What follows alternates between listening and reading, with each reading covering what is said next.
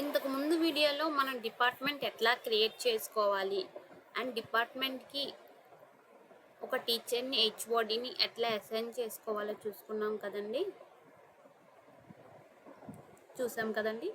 ఇప్పుడు ఒక డిపార్ట్మెంట్ని ఎట్లా అప్డేట్ చేయాలి, ఒక డిపార్ట్మెంట్లో ఉన్న టీచర్స్ని ఇంకో డిపార్ట్మెంట్కి ఎట్లా అసైన్ చేయాలో చూద్దాము. ఫస్ట్ అప్లికేషన్ ఓపెన్ చేసుకోవాలి. ఓపెన్ చేసుకున్నాక డిపార్ట్మెంట్ మీద క్లిక్ చేయాలి. క్లిక్ చేశాక ఇట్లా వస్తుందన్నమాట. వచ్చాక ఇక్కడ చూడండి, మీరు ఏ డిపార్ట్మెంట్కి కొత్తగా టీచర్స్ని యాడ్ చేయాలనుకుంటున్నారో ఆ డిపార్ట్మెంట్ని సెలెక్ట్ చేసుకోవాలి.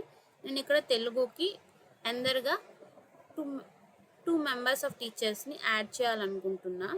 సో ఇక్కడ చూడండి, టోటల్ మెంబర్స్ కౌంట్ 2 ఉంది. నేను ఎక్స్ట్రా ఇద్దరిని తెలుగు డిపార్ట్మెంట్కి అసైన్ చేయాలి అనుకుంటున్నా. సో దీని మీద క్లిక్ చేయాలి.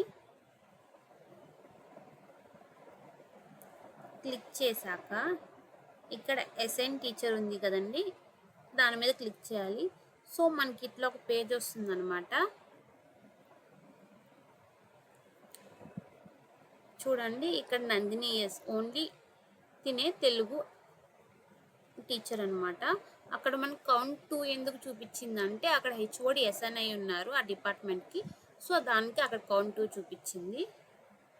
నేను హిందీ నందవర్ధిని ఉంది కదండి, ఈ హిందీ టీచర్ని తెలుగుకి అసైన్ చేయాలనుకుంటున్నా. సో అవన్నీ సెలెక్ట్ చేసుకోవాలి. చెక్ బాక్స్లో సెలెక్ట్ చేసుకున్నాక ఎస్ఎన్ సెలెక్టెడ్ టీచర్స్ అని ఉంది కదా, దీని మీద క్లిక్ చేయాలి. చూడండి, టీచర్ అసైన్ సక్సెస్ఫుల్ అని వచ్చింది. ఇది చూడండి, తెలుగు కౌంట్ పెరిగింది. ఇంతకుముందు 2 మెంబర్స్ ఉండేవారు కదా, ఇప్పుడు 3 అయ్యింది. అండ్ హిందీ ఇంతకుముందు 2 ఉండేవారు, ఇప్పుడు 1 అయింది. సో ఇట్లా మనం ఒక టీచర్ని ఒక డిపార్ట్మెంట్ నుంచి వేరే డిపార్ట్మెంట్కి అసైన్ చేసుకోవచ్చు.